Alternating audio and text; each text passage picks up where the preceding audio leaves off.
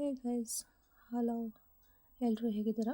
I hope ಚೆನ್ನಾಗಿದ್ದೀರಾ ಅಂತ ಅಂದ್ಕೊಂಡಿದ್ದೀನಿ. ಸೊ ನಾನು ಕೂಡ ಚೆನ್ನಾಗಿದ್ದೀನಿ. ಸೊ ಬನ್ನಿ ಇವತ್ತು ಬೀಟ್ರೂಟ್ ಪಲ್ಯ ಚಪಾತಿ ಮಾಡೋಣ. ಅದಕ್ಕೇನೇನು ಇಂಗ್ರೀಡಿಯೆಂಟ್ ಬೇಕು ಸೊ ಎಲ್ಲನೂ ಪ್ರಿಪೇರ್ ಮಾಡ್ಕೊಂಡಿದ್ದೀನಿ. ಬನ್ನಿ ಇವತ್ತು ಹೆಲ್ದಿ ರೆಸಿಪಿಯನ್ನು ಮಾಡೋಣ. ಅದಕ್ಕೆ ಬೀಟ್ರೂಟ ತುರಿದಿಟ್ಕೊಂಡಿರ್ಬೇಕು ಸ್ವಲ್ಪ. ಆಮೇಲೆ ಕಡಲೆಬೇಳೆ ತೊಳೆದಿರೋಂಥದ್ದು, ಈರುಳ್ಳಿ, ಹಸಿಮೆಣಸಿನ್ಕಾಯಿ, ಕರಿಬೇವಿನ ಎಲೆ, ಸ್ವಲ್ಪ ಕಾಯಿ ತುರಿ ತಗೊಳ್ಳಿ, ಹಾಗೆ ರುಚಿಗೆ ತಕ್ಕಷ್ಟು ಉಪ್ಪು. ಸೊ ಫಸ್ಟ್ ಸ್ಟಾರ್ಟಿಂಗಲ್ಲಿ ಹಾಗೆ ಉಪ್ಪಿಟ್ಟು ನೋಡಿ, ಅಲ್ಲಿ ಎಷ್ಟು ಬೇಕೋ ಅಷ್ಟು ಉಪ್ಪು ಹಾಕ್ಕೋಬೇಕು. ಸೊ ಇವಾಗ ಸ್ಟಾರ್ಟ್ ಮಾಡೋಣ ವಿಡಿಯೋನ. ಬನ್ನಿ ನಾನು ಯಾವ ಥರ ಮಾಡ್ತೀನಿ ಬೀಟ್ರೂಟ್ ಪಲ್ಯ. ಉದ್ರಾಗಿರುತ್ತೆ. ಸೊ ಯಾವ ಥರ ಮಾಡ್ತೀನಿ ಅಂತ ಹೇಳ್ತೀನಿ ಬನ್ನಿ ನಾನು. ಸೊ ಒಂದು ಸ್ಟವ್ ಹಚ್ಚಿಸ್ಕೊಂಡು ಒಂದು ಬಾಣಲೆ ಇಟ್ಕೊಂಡು ಅದಕ್ಕೆ ಸ್ವಲ್ಪ ಆಯಿಲ್ ಹಾಕಿ, ಸ್ವಲ್ಪ ಆಯಿಲ್ ಹತ್ರ ಸಾಕು.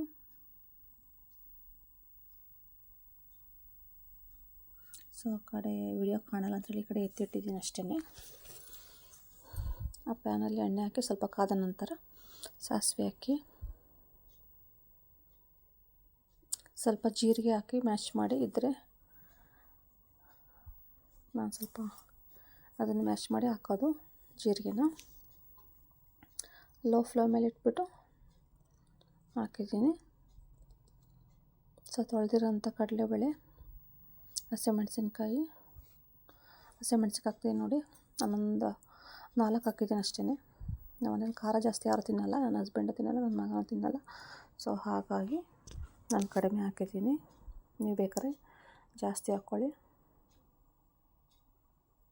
ಸ್ವಲ್ಪ ಬಾಡಿಸ್ಕೊಳ್ಳಿ. ಸೊ ಕಡಲೆಬೇಳೆ ನಾನು ವಾಶ್ ಮಾಡಿ ಇಟ್ಟಿದ್ದೀನಿ ಅದನ್ನು ಆಲ್ರೆಡಿ. ಇವಾಗ ಆನಿಯನ್,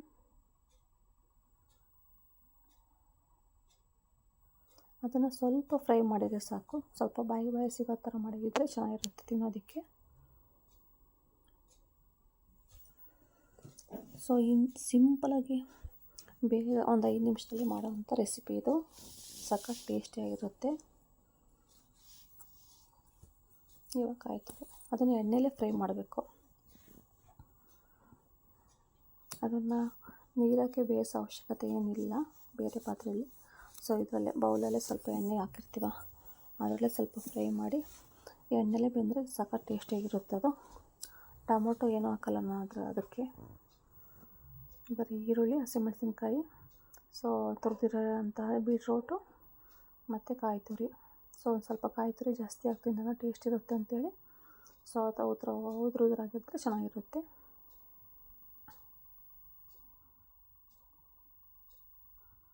ಸೊ ನನ್ನ ನೇಮ್ ಬಂದು ಶಿಲ್ಪ ಚಿರು ಅಂತೇಳಿ ಚಾನಲ್ ನೇಮ್ ಬಂದು. ಸೊ ಪ್ಲೀಸ್ ನನ್ನ ವಿಡಿಯೋ ಇಷ್ಟ ಆದರೆ ಸಬ್ಸ್ಕ್ರೈಬ್ ಮಾಡಿ ಅಂತ ಕೇಳ್ಕೊತೀನಿ ನಾನು. ಸಪೋರ್ಟ್ ಮಾಡಿ ಪ್ಲೀಸ್, ಲೈಕ್ ಮಾಡಿ, ಕಮೆಂಟ್ ಮಾಡಿ. ಏನಾದ್ರು ಪ್ರಾಬ್ಲಮ್ ಇದ್ದರೆ ಕಮೆಂಟ್ ಮಾಡಿ. ನಾನು ಹಾಕೋಂಥ ವಿಡಿಯೋ ನಿಮಗೆ ಫಸ್ಟ್ ಸಿಗುತ್ತೆ. ಸೊ ಸಬ್ಸ್ಕ್ರೈಬ್ ಮಾಡ್ಕೊಳ್ಳಿ ಅಂತ ಕೇಳ್ಕೊತೀನಿ. ಸೊ ಬನ್ನಿ ಚಪಾತಿ ಮಾಡೋಣ ಇವಾಗ.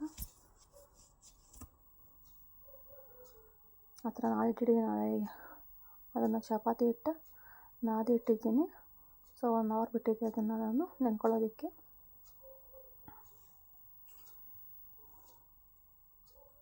ವಿಡಿಯೋ ಲೆಂತ್ ಆಗುತ್ತೆ ಅಂತೇಳಿ ಸ್ವಲ್ಪ ಸ್ಪೀಡ್ ಮಾಡಿದ್ದೀನಿ ಅಷ್ಟೇ.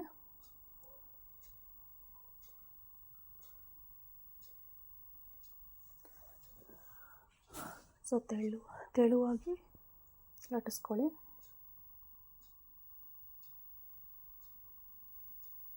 ಆಯಿಲ್ ಹಾಕ್ತೀನಿ ಮೇಲೆ. ಒಬ್ಬೊಬ್ಬರು ಹಾಗೇನೂ ಮಾಡ್ತಾರೆ ಚಪಾತಿ. ಸೊ ನನಗಿಷ್ಟ ಆಗಲ್ಲ. ನಾನು ಸ್ವಲ್ಪ ಆಯಿಲ್ ಹಾಕ್ತೀನಿ. ಸ್ವಲ್ಪ ಕಲಿಸ್ಬೇಕಾದ್ರೂ ನಾನು ಆಯಿಲ್ ಹಾಕ್ತೀನಿ. ಗೋಧಿ ಹಿಟ್ಟು, ಸ್ವಲ್ಪ ಉಪ್ಪು, ಆಯಿಲು, ನೀರು ಇವಷ್ಟನ್ನು ಹಾಕಿ ನಾನು ಕಲಸಿಟ್ಟೋದು. ಅದಕ್ಕೆ 1 ಅವರ್ ಅಲ್ಲಿ ನೆನೆಯೋದಕ್ಕೆ ಬಿಡ್ತೀನಿ, ಇಲ್ಲಾಂದರೆ ಒಂದು 1/2 ಅವರ್ ಬಿಟ್ಟರೆ ಸಾಕು.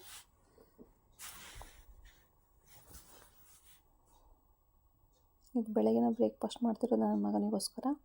ಅವನು ಡೈಲಿ ಏನಾದ್ರು ಒಂದು ತಿಂಡಿ ಬೇಕೇ ಬೇಕು. ಸೊ ಕಾರ್ಮೆಂಟಿಗೆ, ಹಾಗಾಗಿ ನಾನು ಬೆಳಗ್ಗೆ ಜಾಸ್ತಿ ಟಿಫನ್ನೇ ಮಾಡೋದು. ಮಧ್ಯಾಹ್ನ ಅಥವಾ ನೈಟು ಮುದ್ದೆ, ರೊಟ್ಟಿ ಈ ಥರ ನಾನು ನೈಟ್ ಮಾಡೋದು ಜಾಸ್ತಿ. ಇದೇ ಥರ ನಾನು ಒಳ್ಳೊಳ್ಳೆ ರೆಸಿಪಿ ಒಂದಕ್ಕೆ ಬರ್ತಾಯಿರ್ತೀನಿ. ಸೊ ಪ್ಲೀಸ್ ಸಬ್ಸ್ಕ್ರೈಬ್ ಮಾಡಿ.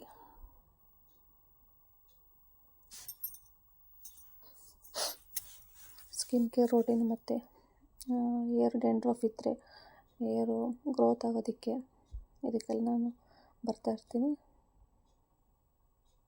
ಸೊ ಸಪೋರ್ಟ್ ಮಾಡಿ ಅಂತ ಕೇಳ್ಕೊತೀನಿ ನಿಮಗೆ. ಸೊ ನೋಡಿ ಚಪಾತಿ ಎಷ್ಟು ಸಾಫ್ಟ್ ಬಂದಿದೆ ಅಂತೇಳಿ. ಯಾವಾಗಲೂ ಅಷ್ಟೇ ಸಾಫ್ಟ್ ಇರುತ್ತೆ. ಸೊ ತಿನ್ನೋದಕ್ಕೂ ಸಹ ಚೆನ್ನಾಗಿರುತ್ತೆ.